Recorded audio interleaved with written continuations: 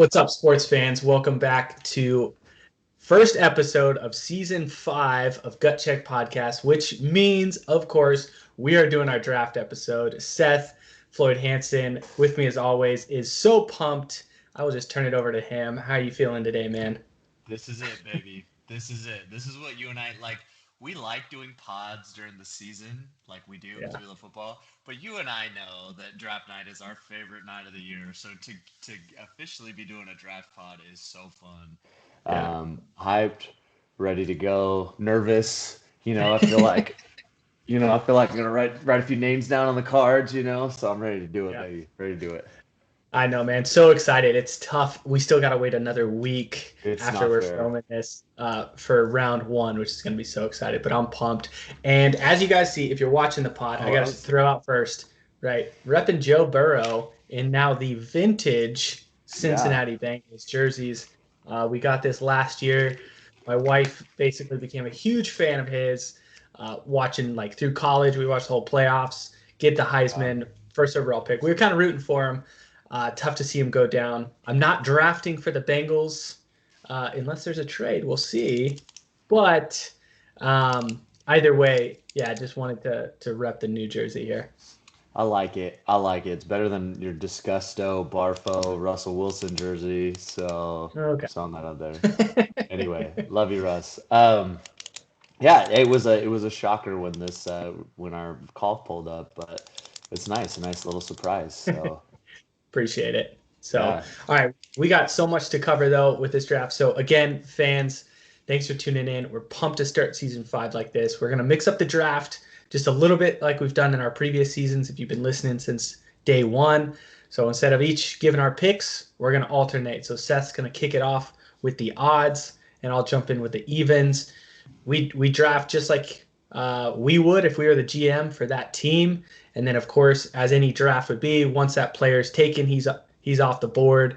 You're not going to see any duplicates here. A teaser out there. I've heard there may be a trade offered coming into this draft. So we'll see what happens here with these first 16 picks.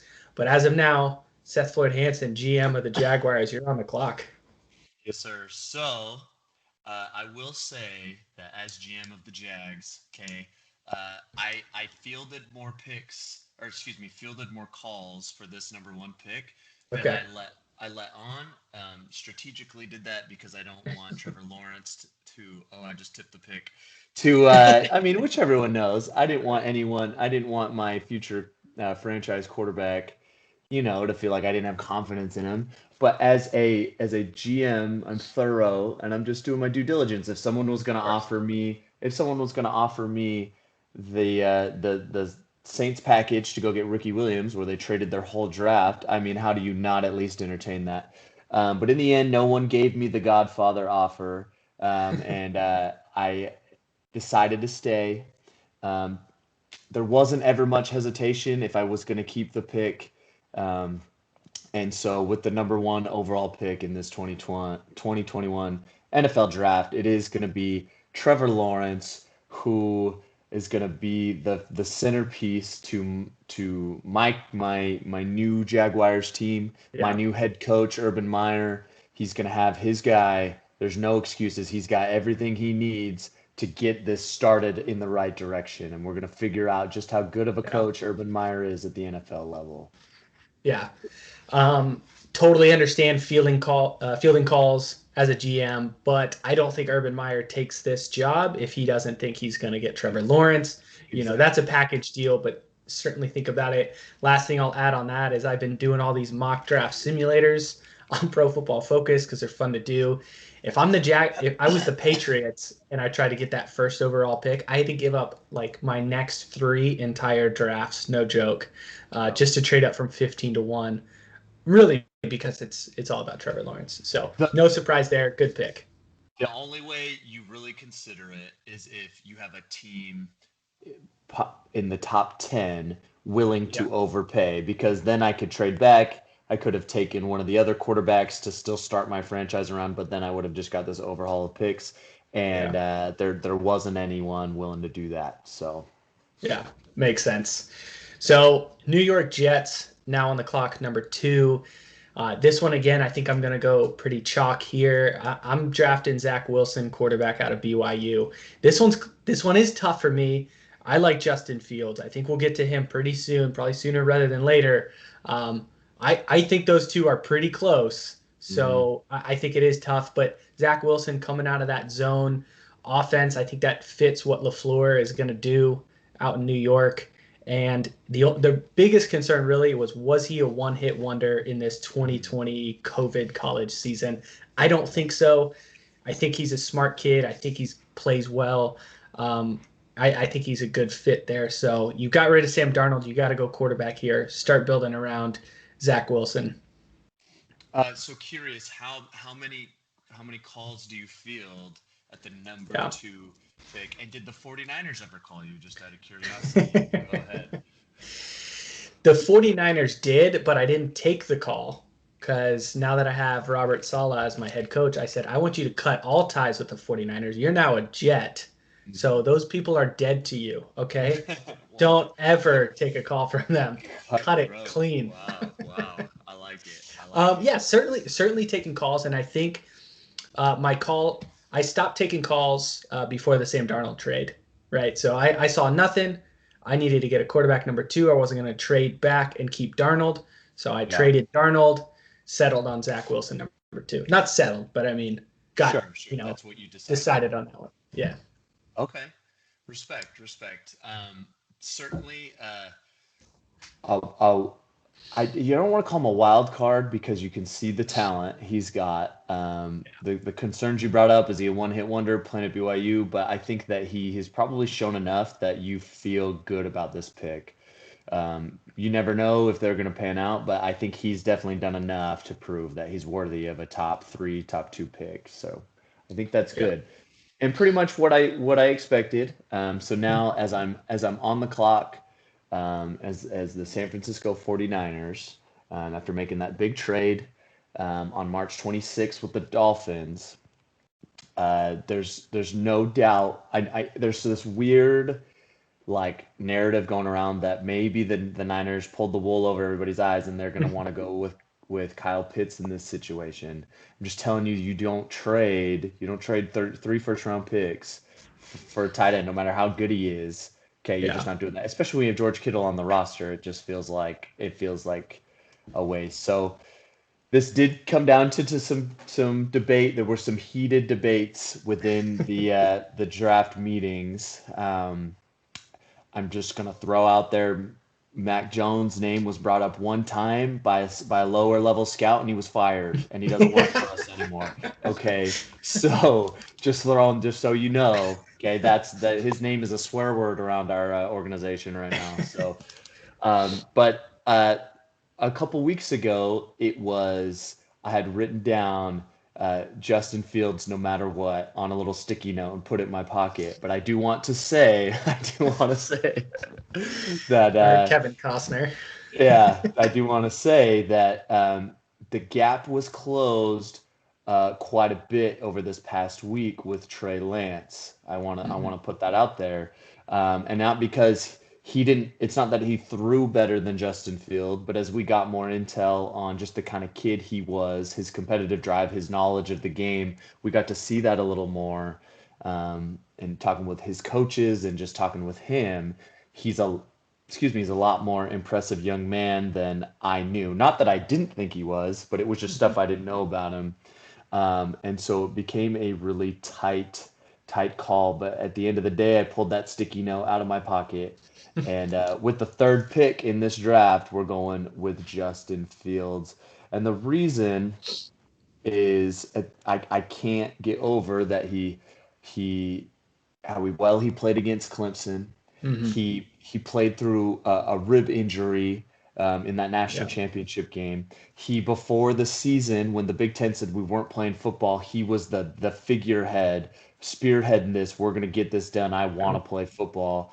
Just a very impressive young man. My head coach Kyle Shanahan has worked with him in the QB collective, so he very well knows what he's getting. And Kyle Shanahan has never, outside of maybe RG3 in his rookie year in Washington hasn't had a quarterback that is capable of what Justin Fields' skill set is, if he can reach or do what he showed in college. Yeah. And we're going to give Kyle the keys to a Ferrari here, and we're going to let him go nuts. And we feel pretty good about our offensive arsenal, adding Fields to Yeah. it. So. Yeah. Honestly, it makes sense, man.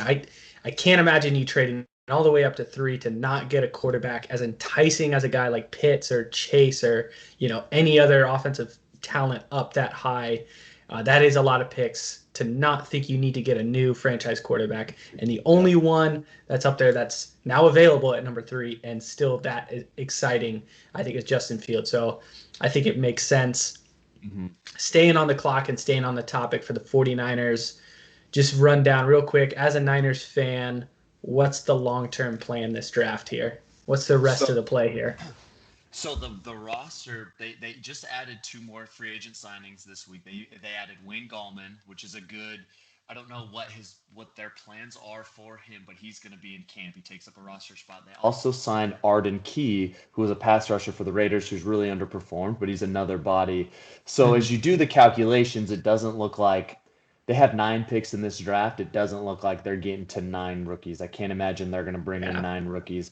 I imagine they're going to be aggressive. So what I'm looking for in this draft next Thursday is when we start getting to pick 25 to 32, I could see the 49ers being aggressive to jump back into the round. And what I think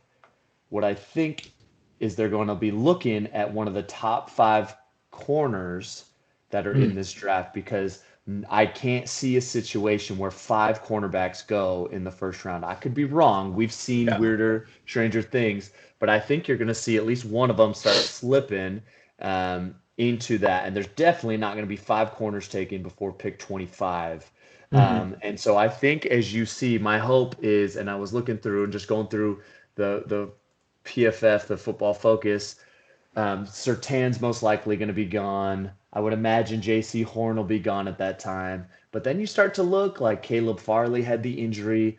Greg Newsome has been banged up, and you've got Asante Samuel Jr. out of Florida State. Those are the ones that Pro Football Focus has first-round grades on, those 5. And so I could see if you got 1 or 2 of them sliding that they would possibly jump, because that is a position of need. Your top 3 guys are not signed past this season for cornerback. They weren't signed for this season, and then they re-signed them all to 1-year deals. So that's what I see. The other thing, the weird back channels of 49er like fandom and reports are that the 49ers have been talking to Najee Harris a bunch. And while Najee Harris is certainly a luxury, not a necessity, because of how Kyle Shanahan's system has been working, I would imagine Najee falls into that 25 to 32 range as a pick. Yeah. And not a need, but not going to complain if they go up to get Najee Harris, because I love Najee Harris. I'm such a big Najee Harris fan. So really, that's the first thing I'm looking for. And then for the later rounds, because you're going to have to give up a good amount of picks, for the later rounds, they're going to draft some interior offensive linemen to help that. And then probably from there, it's best player available after that. Yeah. Makes sense. That's going to be interesting. I think what's so exciting now that the draft has moved, and it moved a couple years ago to this Thursday night primetime 1-round draft, you see teams jumping back in late in the first round because, it's something like it. Like, they get antsy. They don't want to wait till Friday night, to draft again. And they just get anxious, So certainly a team like the 49ers, who draft right in the beginning and they've just been sitting there watching people come off their board, jumping right back into that first round to get somebody. I think cornerback could fall. I don't know if you're going to need to jump up to get Najee Harris. You would really have to really love him over Javonte Williams or Travis Etienne, which I think, like, all 3 of those guys, I'm a big Harris fan too, but I think all 3 of those guys are pretty elite talents too. So I think it'd be interesting to see, but I think that might be tough to try to jump up to get Harris when you can get really one of 3 running backs pretty solid at that 43rd overall pick, which you guys have in the second round or some combination. So No, and you're right. And I just a lot of the 49er Twitter, the 49er Reddit out there, like people who are high on Najee, they just know that Yeah, Najee grew up in the Bay Area. There's pictures of him going around wearing a that's true. 49ers mask. Like it's there's some connection there. Whether there's anything to it, I don't know. But I'm sure they love Najee. Whether enough to go trade back out into the first round, I don't know. But he's certainly someone they've talked to at least. So just something I'm looking forward to see Yeah. what happens because they've done it. They've done it in the three. This is their fifth draft, I think. 3 Mhm. out of the 4 drafts they've traded back into the first round. If I'm right, they've done it at Mhm. least twice, and I think it was the third time. So it's something they're willing to do, and Yeah. so I'm excited to see how it plays out. All right. Exciting stuff. Well, 49ers off the board now, or off the clock. We are now with the Atlanta Falcons. As a GM, new GM coming in here with a new coach, I have certainly been taking calls for this. Oh, my phone's ringing now. Oh, it's Okay. ring ring. Yeah. Hi, is this Joe Burrow wearing Matthew Williams?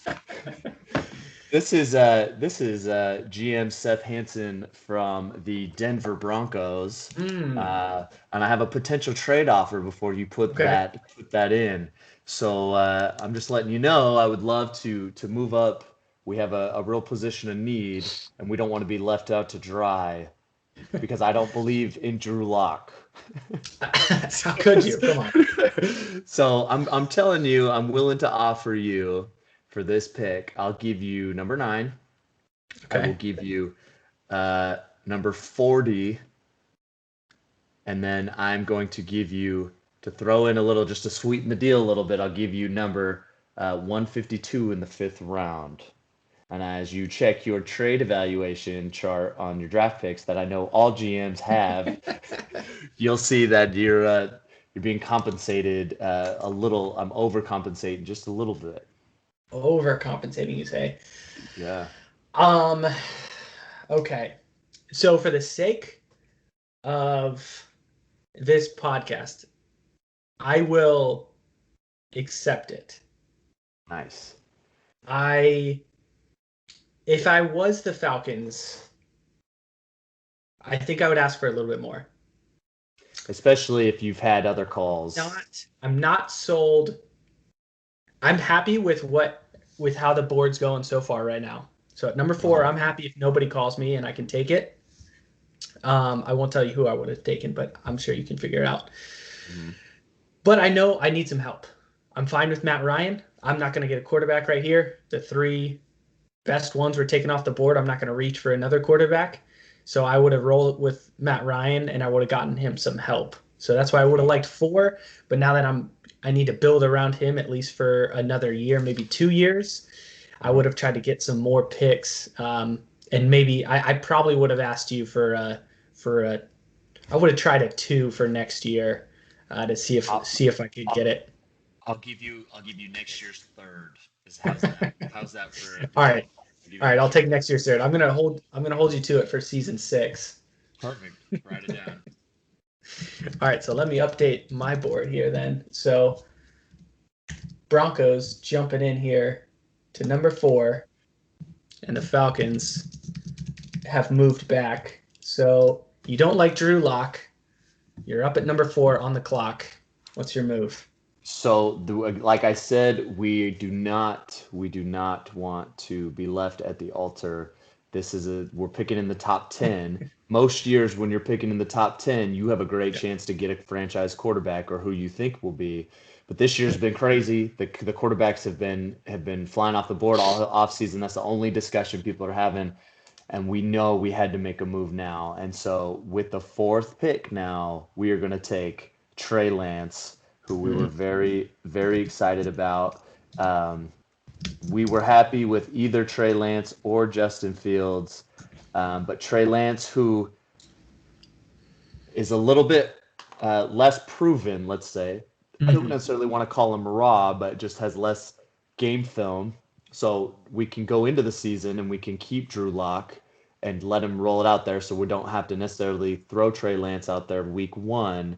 However, if he shows that he is that much better than Drew Lock in camp, and picks up the offense, then 100% we will start him week 1. But we're very Yeah. excited about this pick and feel good about it. So I understand the pick and the need. I'm not going into 2021 with Drew Lock. I will say, however, though, unless you really have an idea that the Falcons are going to try to rebuild or get a new quarterback when they would take a massive hit with Matt Ryan, or someone like the Patriots or Washington are trying to jump into number 4, I don't know that the Broncos need to jump up to 4 to get Trey Lance. Because I don't think if the Falcons aren't taking him, Miami's not taking him, Detroit shouldn't, Carolina, I don't think they are either. Obviously not Cincinnati. So I don't know if you needed to jump that high. I'll bet you money, Matthew, that the Falcons will trade out on Thursday next week, that they will trade out and it will be the 4th quarterback taken. That's my gut feeling. Hot take. I'm not saying I'm being bold, but Yeah. That's generally how I think this draft teams, after the 49ers traded up to 3, teams are freaking out. And especially, it's a swear word, but I'm telling you right now, if the 49ers do the unthinkable and take Mac Jones, the freaking Falcons are not picking at 4 because somebody's going to offer the farm to jump to 4. Yeah. So that's what so as the Denver Broncos, I'm assuming you're on the phone with 5 other teams, and I'm not waiting. I'm not trying to call the Bengals. Okay, I'm calling the Falcons because they're next up, and I'm not going to miss out on my guy because there's only one dude left worth taking this high, and it's Trey Lance. That's just my thought, but you could be right. You could be right for sure. It's a big risk, so it's interesting. I mean, Broncos absolutely, like I said, need to get a quarterback. I get it. Yeah. Well, what would have been interesting though is if you did take the name that will not be spoken, right, at 3 overall. I would have been really tempted as the Falcons to take Fields and then rebuild. Take the hit, whatever, like with the cap hit, and like you got Arthur Smith now, new coach, new GM. Take Fields, right? I would do it. That's why I really wanted to know who you're going to take at 3, because that was like 2 weeks ago. That was driving me. So, all right, Broncos jump on Trey Lance. I get it. They're giving up a lot, but they need to get their quarterback. Now the Bengals on the clock at number 5. Okay, so there's a lot of talk. Maybe you yourself, Mr. Joe Burrow, want Jamar Chase, and who doesn't want Jamar Chase? Everyone wants Jamar Chase. Yeah. GM Seth Hansen, I know what it takes to win a football game, and your knees are already broken in half because we can't protect you. Okay. Yeah. And this is a no-brainer. If any other draft, you would not be able to pick this player at 5. He would have been a top 3 pick, and you are just the benefit of being terrible the year before and not this year. And the pick at number 5 is Penei Sewell, tackle out of Oregon. I think that. Listen, there is an element to. I mean, maybe we don't want to admit it. But there's an element to GMs needing to keep their job. No one will ever blame you for taking Penei Sewell at 5 if he doesn't pan out. No one will, because he was supposed to be a slam dunk. But you could be in trouble if you took Jamar Chase instead of a Penei Sewell when you have to build at the line of scrimmage outward on both sides of the ball. And that is a philosophy that I'll die on that hill, and so I'm going to do what's right by my quarterback. Yeah. As a man wearing a Joe Burrow jersey who's had 4 knee surgeries, who also played offensive line, I could not like this pick anymore. It's boring, right? Like you kind of want to see Joe Burrow throw to Jamar Chase again and throw for 5,000 yards and just absolutely tear up the NFL. But I'm with you, man. Build from the line out, and you have to protect Joe Burrow. I might have some hesitation because I do think there is some more depth in this line with offensive tackle. I don't know that the gap between, say Penei Sewell and Walker Little from Stanford, kind of the 5th tackle down, is as great as maybe Jamar Chase to like Elijah Moore, right? So I'm tempted. I'm certainly thinking about it, but Sewell is the right call there. Don't get caught up in trying to be flashy or sexy. Just like make the pick that you need to and protect Joe Burrow. I'm just So telling you, I struggle, and my philosophy has changed a bunch over the years. And Jamar yeah, Chase might be the one that's worth it, but there's so much more value as the draft proves for wide receivers in the second and third rounds. Than yeah, using it. Look at AJ Brown, Debo Samuel, and there's countless others that are yeah. just DK Metcalf, yeah. DK Metcalf yet so good in the second round. You don't need to pay that. But look at guys like Henry Ruggs. Henry Ruggs was taken so Mhm. high last year, and doesn't mean he's going to be bad, but man, there were second round receivers that outplayed him greatly, and Yeah, so definitely not in the top, not at 6 or at 5. Excuse me, am I doing that? So yeah. I get you there. So makes sense. Now interesting here with the Dolphins on the board. This is where, didn't know how the board was going to shake out. I think the Dolphins could have gone a few different ways. There's been some talk for them getting a quarterback. I don't like it even if Fields or Lance were still on the board. I think you just got to ride with Tua one more year at least, see what he can do. Um, I would have gone Penei Sewell. I thought about that, but he's on the board now, number 6. I'm gonna go Jamar Chase. If you okay. leave him out there, I Hmm. need some O-line help. I'll get it later. I'm tempted Uh-huh. with one of the tight ends, obviously with Pitts, but I just want to get to some electric help out there, and Jamar Chase is going to be a nightmare matchup. He, There is no doubt. If Jamar Chase had come out last year, I bet he would have been, the if he'd been eligible, he would have been the first receiver off the board. That's Yeah, how good he was. If you look at how good Justin Jefferson was in Minnesota this last year, everyone would agree on that LSU team, Jamar Chase was the better receiver. was a better So, receiver. Yeah, so as I was saying, if there's a receiver worth a first round pick, I think it's Jamar Chase. It's 6, even 6 is really high for me. Like it would be hard for me to do that. However, that given the Dolphins draft capital they have, they won 10 games last year. Like they are in a situation where they can afford to take a swing at a receiver. I They're think so. not the Yeah, traditional building team. yeah. So Detroit Lions now on the Detroit. clock. You just get Detroit. your new head coach, Motor City Dan Campbell. What are you going to build around? So I'm going off of Dan Campbell's, sorry, I'm writing down this Jamar Chase pick. Dan Campbell's press conference talking about being tough guys Yeah, and being guys that are going to hit people in the mouth. Dan Campbell seems like a defensive guy, and I want to make my defensive coach happy. We addressed the quarterback. I didn't trade for Jared Goff to go draft a quarterback in the top yeah, 10.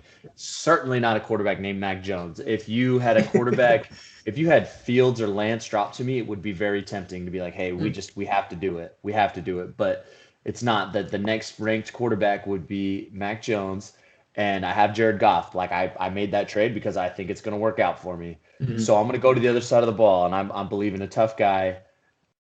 I maybe a little high for some people. Okay, Yeah, um, but with the 7th pick, I'm going with Micah Parsons out of Penn yeah, State. I just think he is a top 1% athlete, certainly in this draft and potentially in the world. Like the things he is able to do, his straight line speed, he's able to yeah, attack the passer, or he's able to rush the passer, even though he's an inside backer. I think that if I'm going to draft this high, why not take a defensive player that is the most elite athletic defensive player we've seen in a long time. And mhm. if it doesn't work out, like I can still feel good about I took the guy who had these traits that nobody else has, that no one else Yeah, has, and I need something to anchor that defense. We took Jeff Okuda last year, so I'm feel like I'm trying to piece together this defense a little bit, and why not put a guy in the middle that can lead and be yeah, the quarterback? Yep. yeah. I like it. Some people are lower on Micah Parsons. I don't really get it either. If he fell to the Cowboys at 10, I would have been really interested in the Cowboys getting him, even though linebacker maybe isn't the biggest need. I think it is a need with the way LVE's been hurt. Smith hasn't lived up, and Sean Lee's, probably about to retire, so they need someone else there. Would Yeah. have been interested there. I like it. I don't think the Lions are in the quarterback market either. Receiver would have been interesting here to get Goff some weapons without Kenny Galladay. Sure. Um, but the Parsons pick, yeah, take the best guy on the board, and I think he is the maybe not the best guy that was on the board, but he's certainly up there because I think the best guy is still on the board. I am I gonna take number 8 right here. mhm. I if as the GM of the Panthers, am so happy this guy just fell into my lap.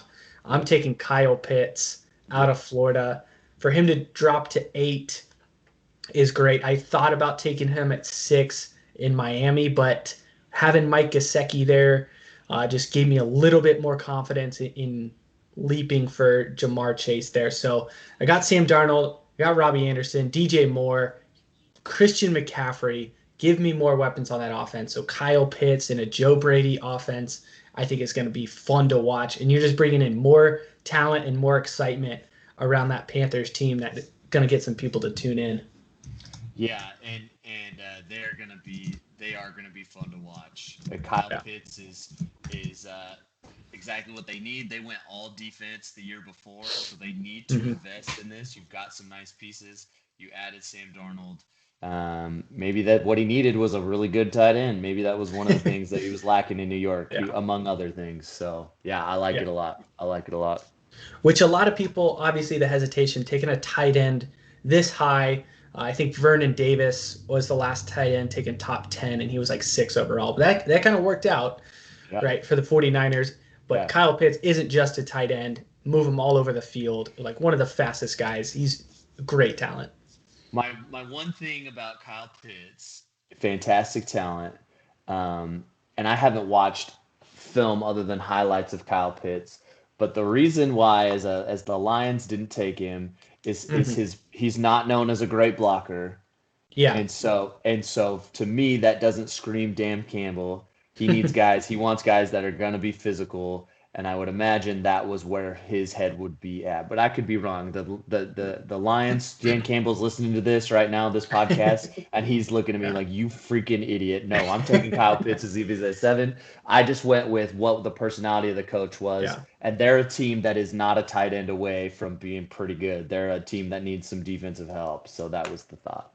That's fair. Which they did get T.J. Hawkinson last year, who turned out to be a pretty good tight end and is still pretty Sure. good. So I Sure. get it. I will add Pitts isn't known as a blocker, but he wasn't a liability as a blocker either. So so it's okay. It's okay to line him up. Because otherwise, he's Yeah. just a wide receiver at that point. Right? If it's Exactly. a liability, he's just a wide receiver. So yeah. Okay. Yeah.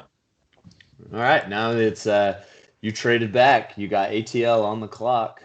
So Falcons dropping back now. This makes it a little bit easier of a pick. You're just going to fit a need here. He's not going to be available later. So Rashawn Slater, tackle Oh. out of Northwestern. He's still there. Very high grade. Didn't play last year, but comps to Penei Sewell, had remarkable stats against Chase Young when they played against each other. So this guy's a stud. I like that he's here.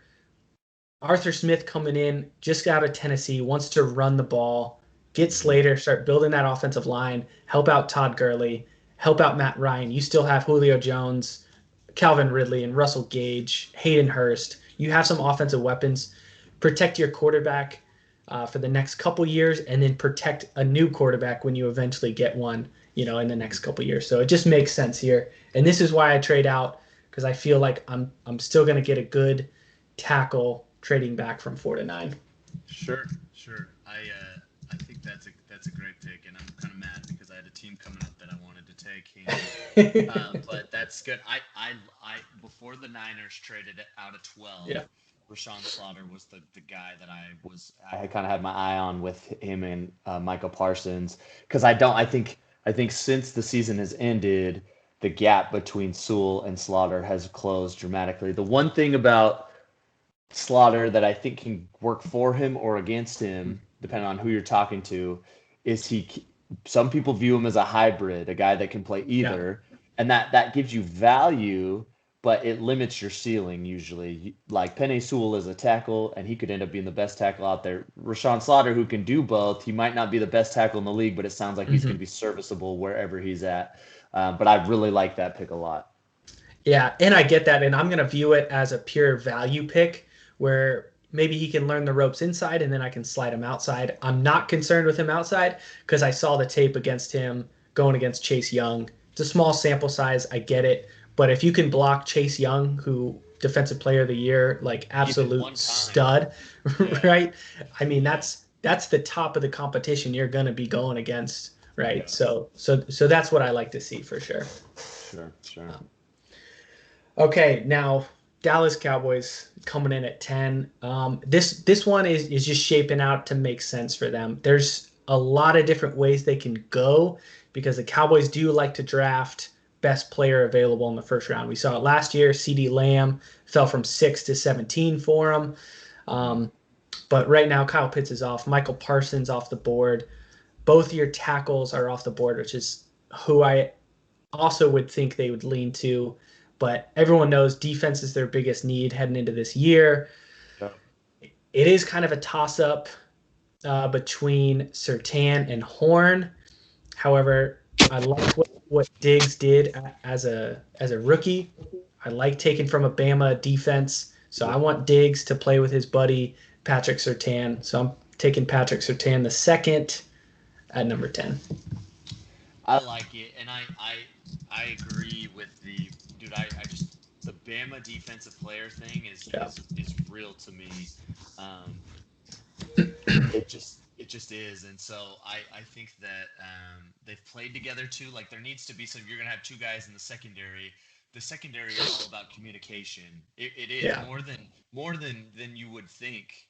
Like receivers don't have to communicate with each other. Running backs don't. Defensive line don't a whole bunch, but like aside from offensive line, your secondary might be the ones that have to communicate the most. So the fact that they have a relationship built already is a great fit for the Cowboys. Yeah, I like it, and you just need some dogs on the defense, man. I mean, you just need guys, you need talent, so you need to start investing with some top picks. And I like having him in there. He has good reach. He's going to play tough, and I think that's what Dan Quinn's going to want to see as well coming into Dallas. Definitely. So what do you have? What are you looking for the rest of the way for the Cowboys in this draft? So now that they've gotten their cornerback, their best player on defense, they need to keep focusing on defense, but they're definitely going to need to address offensive line. It's been a strength for them since probably about 2012, 14-ish. I mean, it was when they really put some work into it. But Tyron Smith's getting old, or he's getting banged up. Travis Frederick obviously just retired. You've got some young guys there that may step in, but they're not fitting in great. You need a good tackle. So I think there's going to be some tackles available early day 2. Which I'd like them to go after, whether it's the tackle from North Dakota State, Little from Stanford that I mentioned. There's some other guys available. So go tackle, get some more depth there. And then I want to see them address linebacker as well. Jabril Cox, linebacker from LSU, kind of a lower grade, but if you could play tough in the SEC as a starting linebacker, I'm looking at you as well. I think you need to put some pressure on Smith and LVE just to step it up and stay on the field as well, and I mean, just if you're hurt, you're hurt, right? You can't play. It's no fault, but then you're going to need somebody to step up. And so who's that going to be? And I think a guy like Jabril Cox kind of makes sense there. If a safety falls to you, go for it. But I still don't think they're going to value that position too high in the draft. So sticking with just getting some good talent on the offensive, defensive line, and linebacker. That's got to be their focus moving forward. I like it. Okay. Well, it'll be good to see. If Rashawn Slaughter had been on the board still, would you have taken him? So it's very tempting. And what I'll say is probably not. Okay. because I don't know this pick at number 10. I want somebody who's going to come in and be a day one Yep. starter and a Yep. full-time starter. And I think taking Slater at 10 is almost a luxury pick. You can Yeah. maybe move him to right tackle and move Collins over to one of the guards, or maybe put Slaughter in a left guard, like maybe. But Hmm. he's also kind of a depth pick and a future pick, Sure. and I'm not Sure. ready to do that at 10 That's overall. I feel better at like in the 40s doing that, but not at 10. gotcha. All right. Well, at 11, sit your division rivals, the New York Giants, okay, who are kind of in a weird spot. They're going to stick it out with Daniel Jones. Yeah, They signed Kenny Galladay, great signing. good sign. You should get Saquon Barkley back this year. The Giants play good defense. They do. Yeah. They had some good defensive outings last year. They're probably not as far away as I think some people might think. However, I do think that quarterback position is going to hold them back for the time being. That being said, though, I think that at 11, um, they have an opportunity to take the highest rated defensive pass rusher in the Mm, draft. And I think that that's a pretty good deal, even though he's not touted as a Chase Young or a Nick Bosa. But I'm going to take Kwity Paye out of Michigan, mm. okay, to the Giants to possibly help that defense even more. Um, I think that I was tempted here at 11 to take a swing at a Jalen Waddle or a Devontae Smith. Yeah. I think that the Kenny Galladay signing um, kind of pushed me away from that. I'm also accounting for some of my offensive production not being as good last season because of the Saquon Barkley Yeah. um, injury. So I stuck to my guns, and I'm gonna improve the line of scrimmage in one way or another with a pick this high. So Kwity Paye is the pick right there. Yeah. I think it makes sense because it fills a need. I think the Giants should be taking calls right now to trade back, though, because if they're looking at pay, PFF has them 22 on their board. So taking them at 11's a little bit of a reach, but I get it. You don't necessarily have to take a wide receiver if there's not a need. So, you know, take what's going to make your team better right away. But I would certainly, Mac Jones is still on the board. Someone's going to like Mac Jones. I don't know if Washington's going to try to move up. That's in division, but maybe the Mhm. Patriots want to move up. Certainly something like that. But I like the pick. Definitely, definitely. Um, but Philadelphia Eagles on the clock now. I'm glad you didn't take another wide receiver. Eagles need a lot of help, but I think they need to get Jalen Hurts some help if that's who you're going to roll with this year. There's no reason to take Mac Jones or any other quarterback right now at 12. Get Hurts some help. Um, so, which Bama receiver am I going to take? Basically, little concerned about his injury, but we had the doctor check him out. He's healthy. He's good to go. He's actually better than he was before. So I'm taking Jalen Waddle right here at number 12. I would have done the same. I think he's the more explosive. It was just crazy to think, but he had the injury. Devontae Smith Yeah. was so good. It's not a knock on Devontae, but I think that Jalen Waddle is a great pick. And actually, now this makes Philadelphia look great because they were in the market for a receiver anyway, probably Mm-hmm. at 6, and now they moved back to 12, and they're still going to end up with the second receiver off the board. So, Yeah. pretty good day for them. Yeah. So, Feeling good. I mean, you've missed the thing about the Eagles, they've missed on wide receiver the past two drafts. yep. They need to hit on this one. And I think Waddle probably is slightly safer if that ankle, that leg is checking out. Hmm. His comp is Tyreek Hill. He's probably not Tyreek Hill, um, but he's going to be very dynamic. Can impact the return game right away as well. And Eagles fans remember Deshaun Jackson. If he's Yep. anything like Deshaun Jackson, but a little bit better, you should be pretty happy picking him at 12. Sure, sure. All right, well, I'm back on the clock with the Los Angeles Chargers at 13. New head coach Brandon Staley just came over from the Rams. Great young defensive coordinator. And I think that everyone thinks the Chargers are at least the way I view my team is we're one of the Mhm. most talented rosters.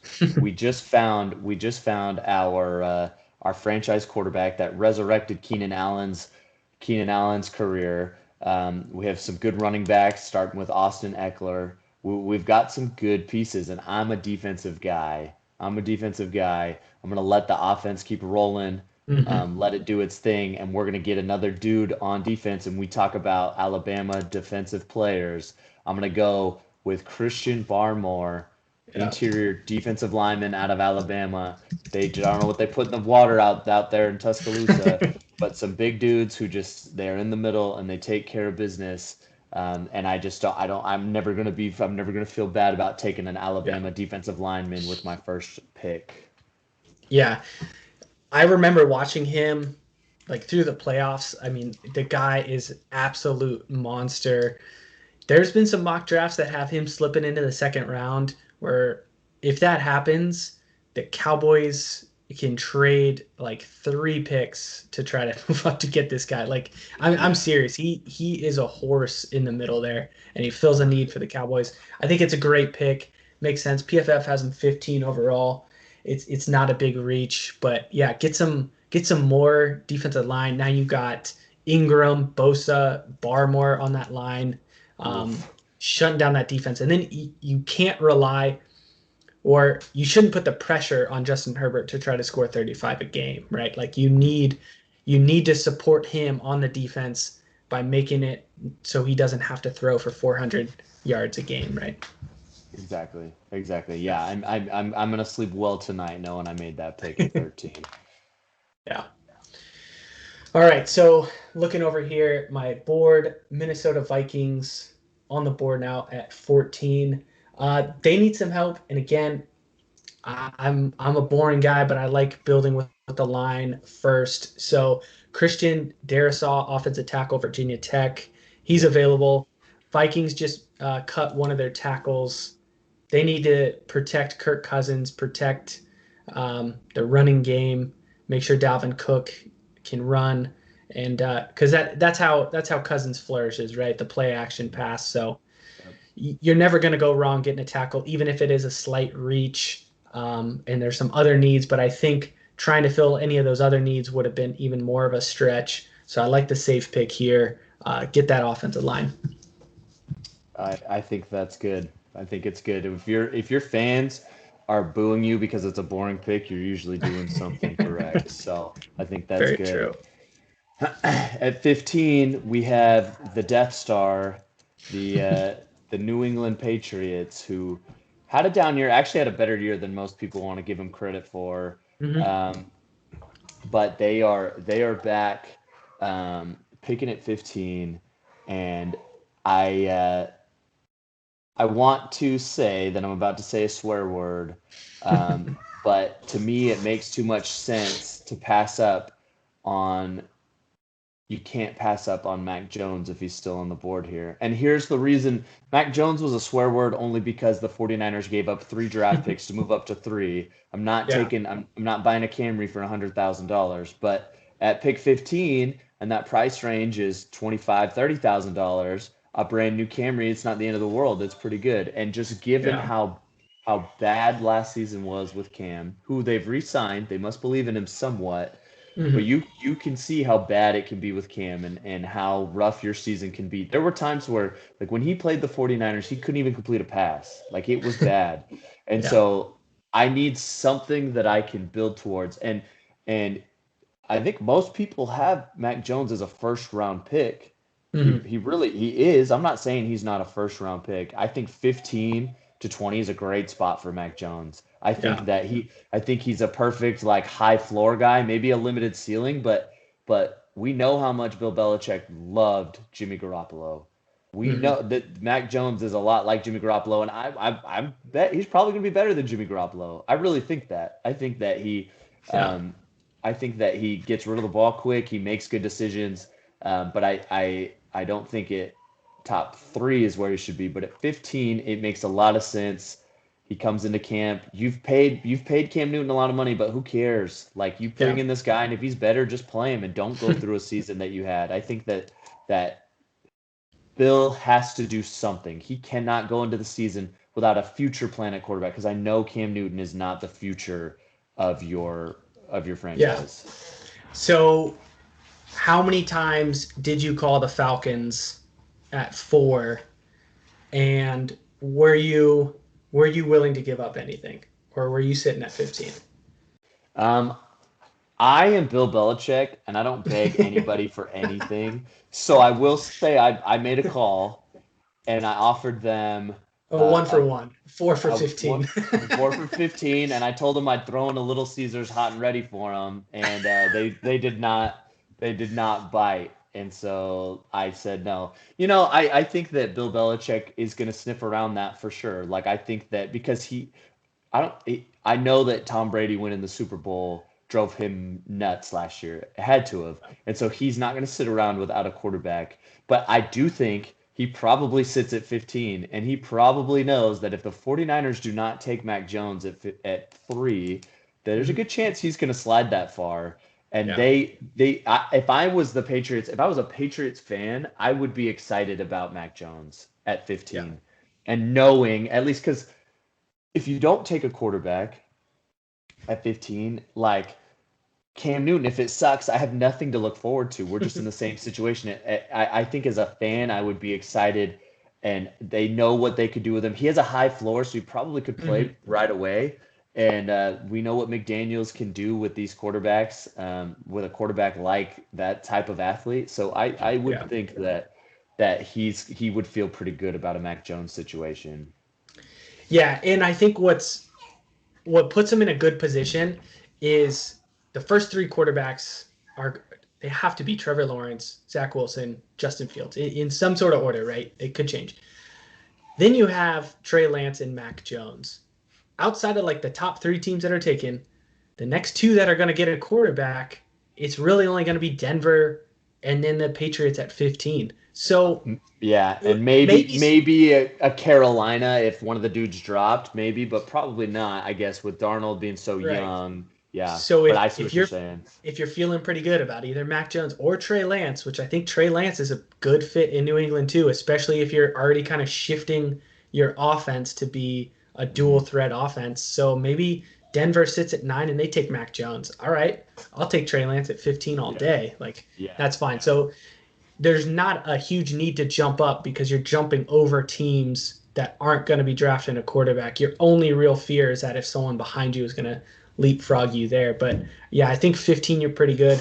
The one stat I am so tired of hearing, though, is that Bill Belichick has never drafted a quarterback in the first round.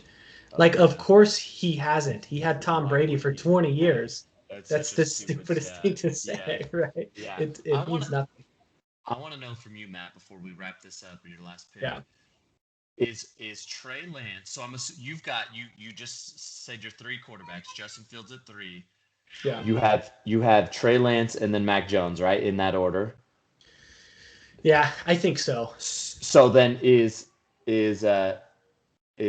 Trey Lance closer to Justin Fields or is he closer to Mac Jones? Ooh, that's a good question. I think he's closer to Justin Fields I from would what I, agree. from what I see. I really think I'm hesitant. As much as I love Bama defensive players, I Hmm. don't like Bama quarterbacks, right? Sure. And Mac Jones, like I'm sorry to say, he's a statue back there, right? Yeah, Even yeah, Joe Burrow had a little bit more mobility and escapability. He wasn't yeah, dual threat, but he could get out there. He's not a comp to Mac yeah. Jones. I mean, Mac Jones is a Sure. comp to Tom Brady, but I only say that like from an athletic Athletic standpoint. I mean, he's standpoint, yeah, yeah, he's a comp to like Matt Ryan, I guess you could say, yeah, right? So yeah, so yeah. unless you think you're getting Mac Jones who's going to take you to 7 Super Bowls, I don't know. He's not someone I need to throw everything away for. I'll take Sure. him if he's there. Sure. I agree with you. And the way the league is going, like you have to put a premium on athleticism. You just do. Look at the quarterbacks, and they're not Lamar Jackson athleticism, but they're Yeah. quarterbacks that can get out of the pocket. Even heck, Aaron Rodgers is so good. That dude is an athlete. Yeah. He's not Tom Brady, Peyton Manning. He can run. He doesn't do it much, but he gets out of the pocket. Like Should what have we ran for it want, on 4th and 9, but he should have ran for it on 4th and 9. But when the you're third when and you're when you're a good quarterback in today's game, like I need someone who can extend the play and go off script if need be, and that's what I have my issue with Jimmy Garoppolo, and that's what I worry about with Mac Jones for sure. So anyway, I just was curious, and that seems like a fair evaluation. Yeah. So All right, wrapping up episode 1 here with the 16th pick, Arizona Cardinals. I don't think anybody's going to be calling for their pick right now. Now that the quarterbacks are all off the table, anybody else wanting a quarterback can wait until second, third round, probably when Kellen Mond, Davis Mills, one of those guys is going to go. So Patrick Peterson's gone. You saw all the success with cornerback. Very happy that J.C. Horn is still available here and that he fell to me. So I'm going to take J.C. Horn right here, get some more help on defense. Feeling pretty good about what I have on offense. I'll address that offensive line a little bit later and maybe get a defensive tackle later as well. There's some good depth early in the second round where I can get them. So take the best player available and who's going to come in right away, be a starter, and try to shut down some tough wide receivers in that NFC West. So I'll take J.C. Horn. man, I'll tell you what, as a 49ers fan, if J.C. Horn goes at 16, I'm going to be upset because J.C. Horn, I think, is my favorite corner in this class. I just think he's really physical, and and again, I haven't done extensive film, but some of the film I've watched and some of the guys I've read talking about J.C. Horn, like he is a dude. He's a straight up dude, and he's going to be good. And so hopefully, I hope it does not play out that way, but a great pick at 16, a great pick at 16. Yeah. Yeah, I mean, the Cardinals seem close, right? They're definitely trying to be competitive in that NFC West. So they need to look right now and say, I need to get somebody who's going to come in right now, day one, make my team better. It's a low-risk move here, I think, with a pretty high ceiling. So I think it just makes sense. It's a good fit. Definitely. Well, that was exhausting but exciting, my man. So fun. It was. I know. I keep thinking I'm going to shut this down, and then I get to go turn on ESPN and watch the draft. But we got 1 week, guys, maybe less. This is probably going up on Friday, so if you're listening, appreciate it. Hang tight. Draft is almost coming. We will get episode 2 and part 2 of the first round out before the first round. So look for it sometime Tuesday, Wednesday, maybe even early Thursday for you guys. So thanks for tuning in. Had a blast. And as always, till next time. Yes, sir. We love you, Gut Check Nation. See ya.